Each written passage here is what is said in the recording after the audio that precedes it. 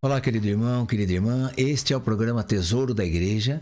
E eu, Luiz Carlos, juntamente com você, estamos aqui dando continuidade aos nossos estudos sobre o Catecismo da Igreja Católica. Bem, nós estamos na primeira parte do Catecismo, que é a nossa profissão de fé.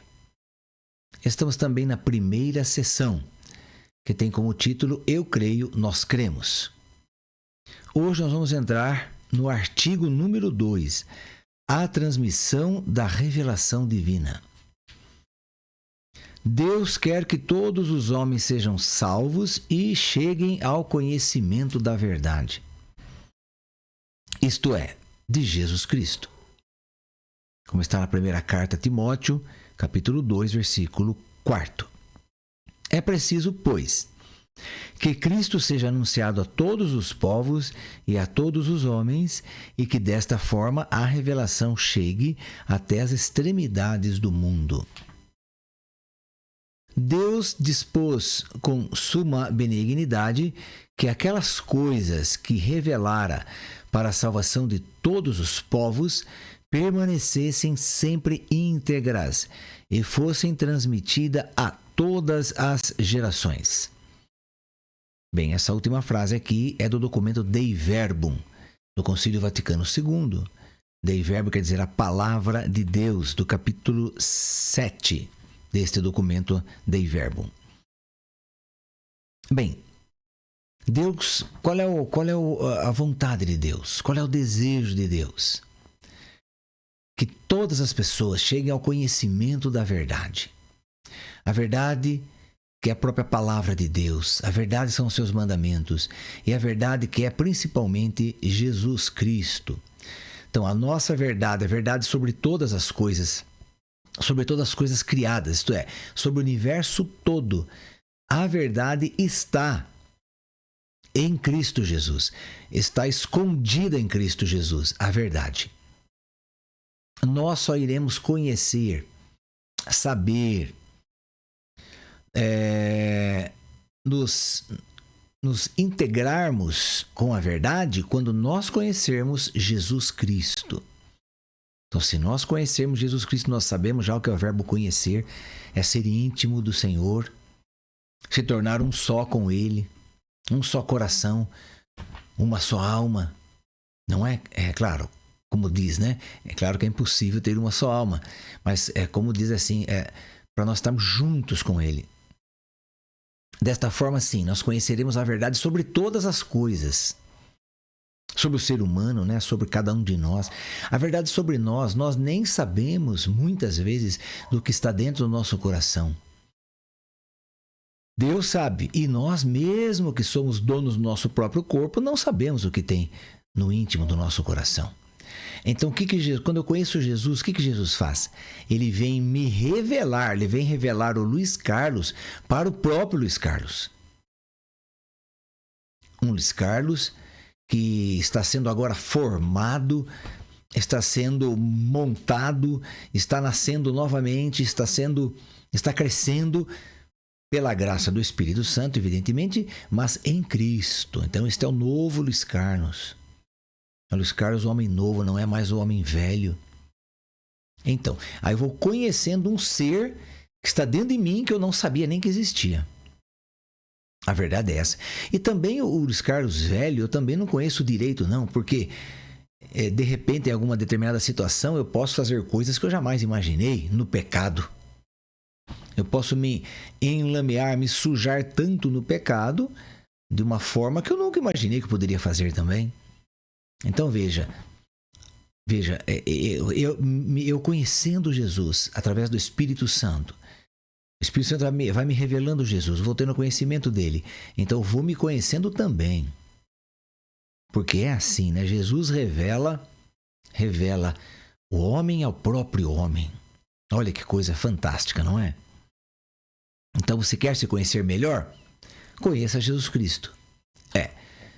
Assuma, né, com ele essa posição privilegiada de poucos, que é estar unido a ele pelo batismo, não é? Bem, aqui então a transmissão da revelação divina, ele vai começar dizendo sobre a tradição apostólica.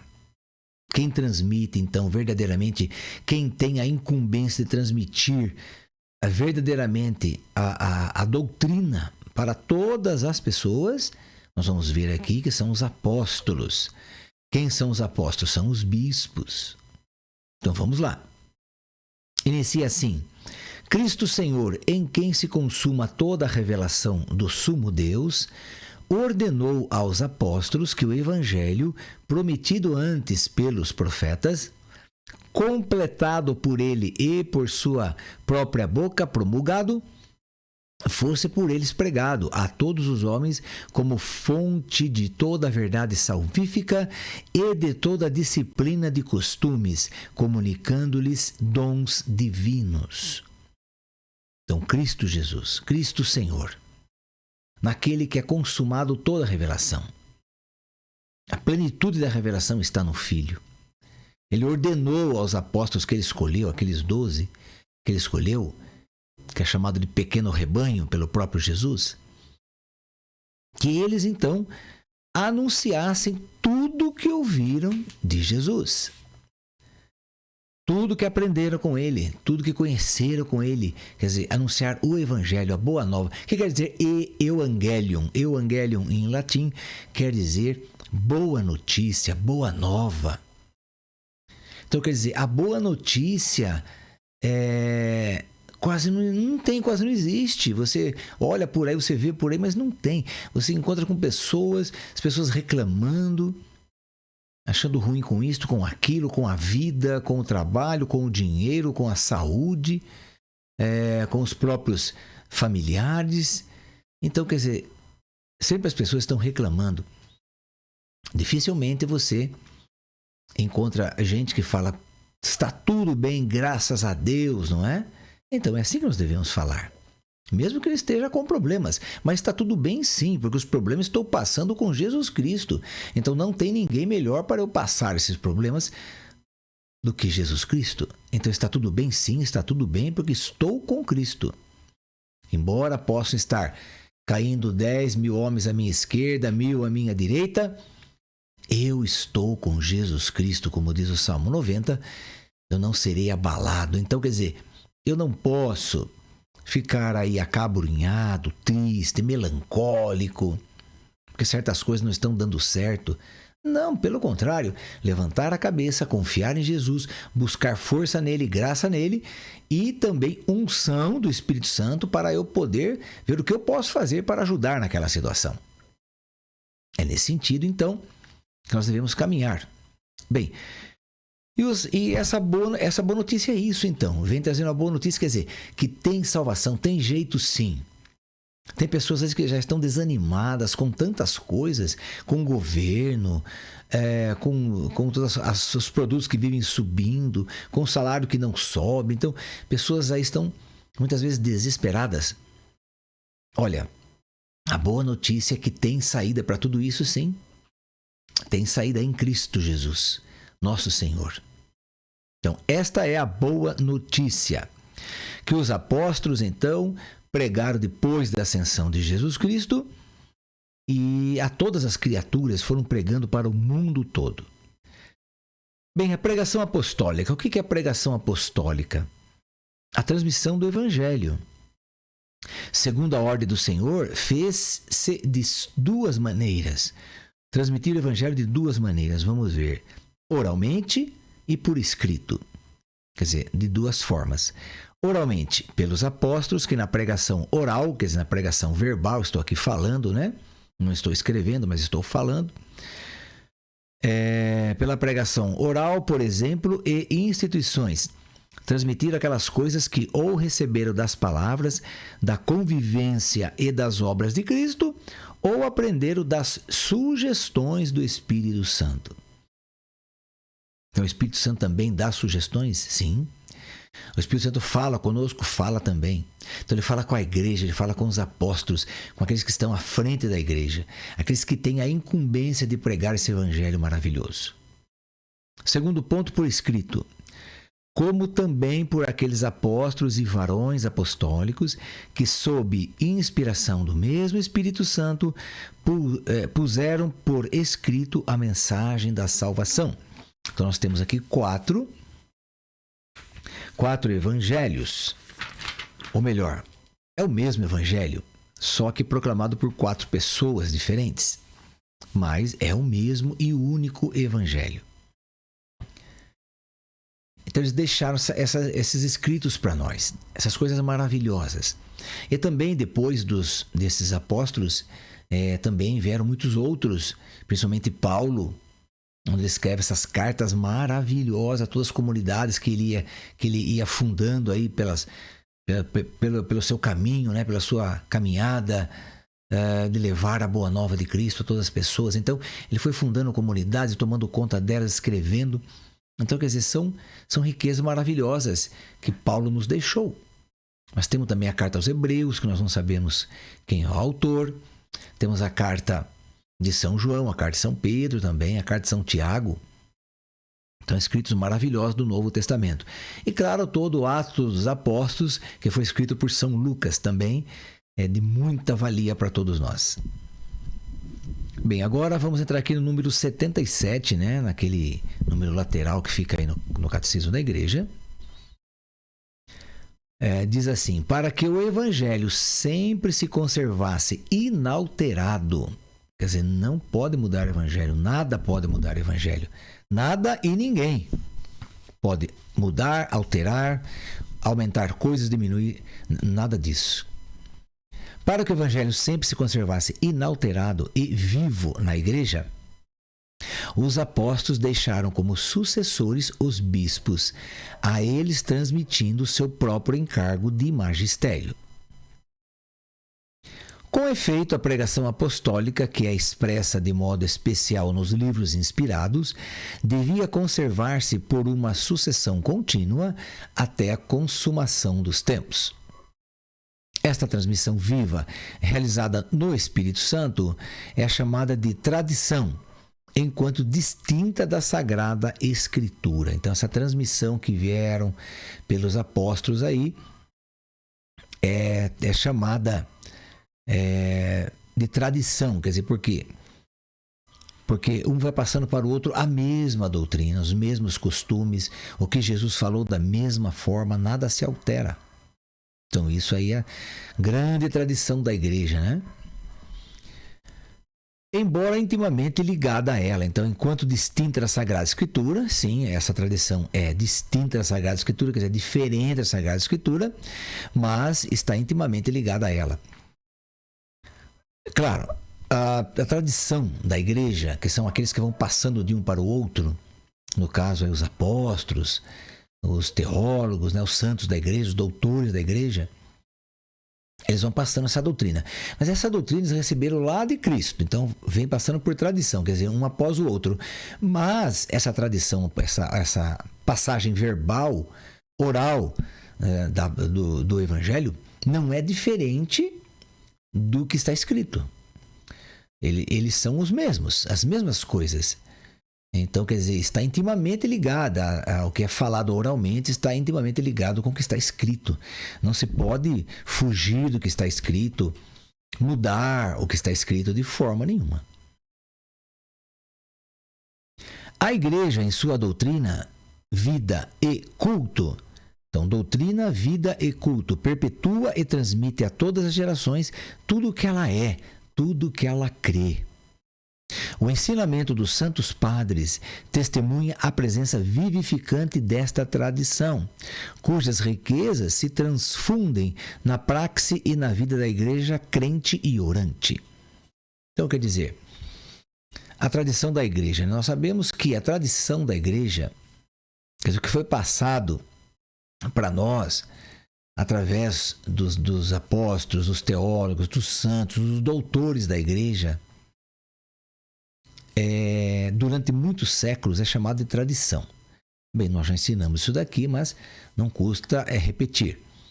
Então, a tradição da Igreja, veja, a nossa fé é composta por um tripé. 3 pezinhos. Um pezinho é a Sagrada Escritura, que é a Bíblia. Outro pezinho é o magistério da Igreja, que são os bispos do mundo inteiro atuais, os que estão atualmente.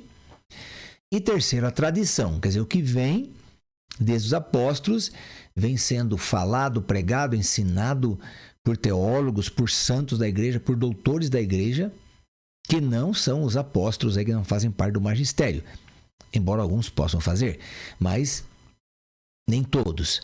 Então, essa tradição são pessoas, são apologetas. Apologetas são homens e mulheres que combateram a fé.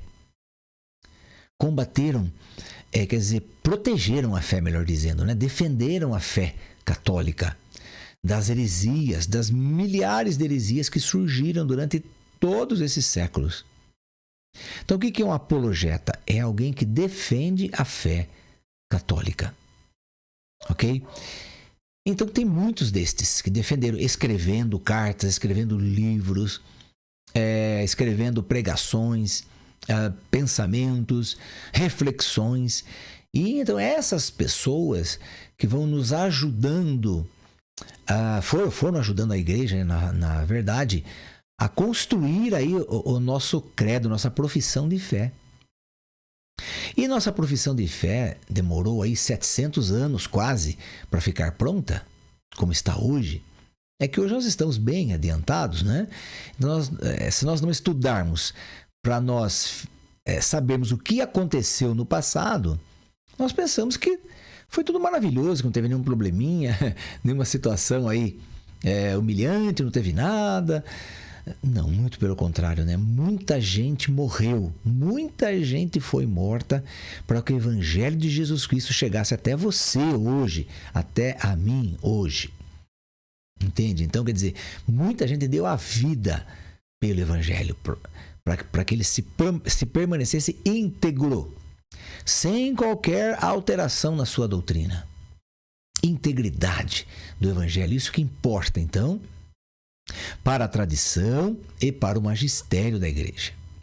Então, a tradição, nesse sentido, ela vai terminar aí lá pelo século VII, então, quase até o VIII, né? Então, aí são muitos séculos aí de reflexões teológicas, catequéticas, pedagógicas também, enquanto parte de igreja, enquanto parte doutrinal, mas ela também é pedagógica, não é? O ensinamento, então, dos santos padres testemunha a presença vivificante dessa tradição, cujas riquezas se transfundem na praxe e na vida da igreja crente e orante. Assim, a comunicação que o Pai fez de si mesmo, quer dizer, Deus, Pai, a comunicação que ele fez de si mesmo pelo seu Verbo, pelo seu Filho que se encarnou, no Espírito Santo permanece presente. Então, a comunicação que o Pai fez pelo Filho, na força do Espírito, permanece presente e atuante na igreja. Aí tem uma citação aqui, também do documento Dei Verbum. O Deus que outrora falou mantém um permanente diálogo com a esposa de seu dileto Filho. Quem que é a esposa do seu dileto Filho? Bem, quem que é o dileto Filho de Deus? É Jesus Cristo. E quem que é a esposa desse dileto Filho? É a Igreja Católica, que é a esposa de Cristo. Então vou repetir aqui. O Deus que outrora falou mantém um permanente diálogo com a esposa de seu dileto Filho, a Igreja. E o Espírito Santo, pelo qual a voz viva do Evangelho ressoa na Igreja e através dela no mundo, leva os crentes à verdade toda, e faz habitar neles abundantemente a palavra de Cristo. Então, quer dizer, a Igreja mantém aí a integridade dos ensinamentos de Jesus Cristo, que os apóstolos receberam de Cristo, e os apóstolos foram passando um para o outro até chegar em nós. Então, isso está integralmente da mesma forma com que Jesus falou, com que Jesus ensinou. Nunca foi mudado nada, não se altera nada, não se acrescenta nada e não se perde nada. Bem, a relação, então, entre a tradição e a Sagrada Escritura. Agora vamos ver aí qual a relação que existe entre a Sagrada Tradição e a Sagrada Escritura. é uma fonte comum. Elas estão entre si estreitamente unidas e comunicantes ao mesmo tempo, pois, promanando ambas da mesma fonte divina, formam, de certo modo, um só todo e tendem para o mesmo fim. Tanto uma como a outra tornam presente e fecundo na Igreja o mistério de Cristo, o que prometeu permanecer com os seus todos os dias até a consumação dos séculos. Então, quer dizer, existe uma relação íntima, profunda, entre a tradição e a Sagrada Escritura. Claro, não poderia ser de forma diferente, porque se a nossa tradição, se o nosso magistério da Igreja, vamos supor, se eles saíssem da doutrina que Jesus ensinou, então a Igreja Católica deixaria de ser a única igreja que Cristo fundou. Ela não existiria mais. Ela não teria mais significado na face da terra. Ela não teria mais sentido algum se ela perder a verdade que Cristo deixou para nós. A igreja não teria mais o que fazer aqui na terra. Poderia ser destruída totalmente. Poderia não existir mais. Mas acontece que ela mantém íntegra a verdade da fé. Aqui vai dizer também que existem duas modalidades distintas de transmissão. Ok, vamos ver. Uma é a Sagrada Escritura, que é a palavra de Deus, enquanto é redigida sob a emoção do Espírito Santo. Então, quer dizer, a palavra de Deus é transmitida pela Sagrada Escritura? Sim, a palavra de Deus, o que Deus quer falar, o que Deus falou com o seu povo, então, é transmitido pela Sagrada Escritura. Mas nós temos também uma outra modalidade de transmissão. Quanto à Sagrada Tradição, quer dizer, pelas pessoas, então. Pelas pessoas, quer estejam escrevendo, quer estejam falando, estejam pregando, ensinando teologia. Não importa, importa que são pessoas aqui que estão falando agora, né? Não é mais já o que foi escrito. Então, quanto à Sagrada Tradição, ela transmite integralmente aos sucessores dos apóstolos a palavra de Deus confiada por Cristo Senhor, e pelo Espírito Santo aos apóstolos, para que, sob a luz do Espírito de verdade, eles, por sua pregação, fielmente a conservem, exponham e difundam. Daí resulta que a igreja a qual estão confiadas a transmissão e a interpretação da revelação não deriva a sua certeza a respeito de tudo que foi revelado somente da Sagrada Escritura. Por isso, ambas devem ser aceitas e veneradas com igual sentimento de piedade e reverência. Então, o que está na Sagrada Escritura foi escrito, ótimo, é revelação para nós, é Deus que falou, perfeito. Mas agora o que vem, depois que a Sagrada Escritura foi escrita, depois que ela foi escrita, quando o Apocalipse é o último livro aí, não é, que fecha a Sagrada Escritura, então daí para frente começa-se a tradição da igreja. Aí que vai começar a tradição. Aí que vai começar essa transmissão viva, eficaz da verdade do Evangelho de Cristo de pessoa em pessoa. E como disse, como apologetas, defensores da fé. Então aí começa a tradição. Então a tradição está intimamente ligada à Escritura? Sim, está intimamente ligada à Escritura. E o que a tradição explica, o que ela ensina, o que ela declara, não pode ser diferente do que foi escrito. Tradição apostólica e tradições eclesiais. A tradição da qual aqui falamos é a que vem dos apóstolos e transmite o que estes receberam do ensinamento e do exemplo de Jesus. E o que receberam através também do Espírito Santo. Com efeito, a primeira geração de cristãos ainda não dispunha de um Novo Testamento escrito. E o próprio Novo Testamento atesta o processo da tradição viva. Então, quer dizer, na época dos apóstolos escolhidos por Jesus Cristo, o colégio dos 12 que estavam com Cristo, Eles não tinham por escrito nada do Novo Testamento, nada de que quando Jesus foi encarnado. Não tinha nada. Então, depois que Jesus ascendeu ao céu, sim, o Espírito Santo foi tocando o coração dessas pessoas, eles foram escrevendo, então, que são os escritos aí do Novo Testamento. Nós só tínhamos, portanto, o Velho Testamento, né? Bem, dessa tradição viva é preciso distinguir as tradições teológicas, disciplinares, litúrgicas ou devocionais surgidas ao longo do tempo nas igrejas locais. A igreja local é uma diocese. Constituem elas formas particulares sob as quais a grande tradição recebe expressões adaptadas aos diversos lugares e às diversas épocas. É à luz da grande tradição que estas podem ser mantidas, modificadas ou mesmo abandonadas sob a guia do magistério da Igreja. Então aí está. A tradição do mundo, das pessoas do mundo inteiro, desses santos e doutores que habitaram muitos lugares, não é? Claro que eles vêm aí com os seus ensinamentos com base perfeita no Evangelho de Cristo, na Sagrada Escritura, sim, mas também, de acordo com as suas nações, suas culturas, etc., eles vão iluminando essas culturas diferentes, mais distintas possíveis uma da outra, não é?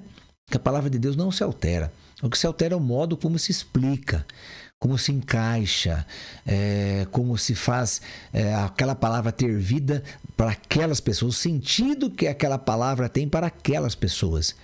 O mesmo sentido que existe para uma região, não existe para outra região. Para uma nação, não existe para outra nação. São povos diferentes, costumes diferentes, entendimentos diferentes. A palavra de Deus é a mesma? Sim. Mas o modo de transmitir tem que ser diferente para atingir a todos os corações. Interessante, estou lembrando aqui que na última missa que nós fomos agora aqui na nossa paróquia, o padre dizia isso mesmo. Ele dizia, olha, eu tenho aqui 5 comunidades e essa daqui já é a 4ª missa que eu estou rezando. Ele disse. Mas em cada lugar que eu vou, em cada comunidade que eu vou, o evangelho é o mesmo, a palavra é a mesma, a leitura, os salmos igualzinho, né? Porque pertence ao mesmo domingo. Mas eu falo de modo diferente, porque são pessoas diferentes. Estou lembrando disso aqui agora, olha que coisa, veio bem a calhar esse exemplo. Quer dizer, são pessoas que, nossos vizinhos, de bairros diferentes, mas moramos na mesma cidade. E em cada lugar ele fala de modo diferente. Olha, veja, agora você então imagina aí isso diante do mundo, das nações, como que é falado diferente mesmo, não é? Aí então, querido irmão, querida irmã, nós vamos entrar no nosso próximo programa sobre a interpretação do Depositum Fidei. Bem, o que é Depositum Fidei? É o depósito da fé, que nós vamos então conversar um pouquinho no nosso próximo encontro, tá bom?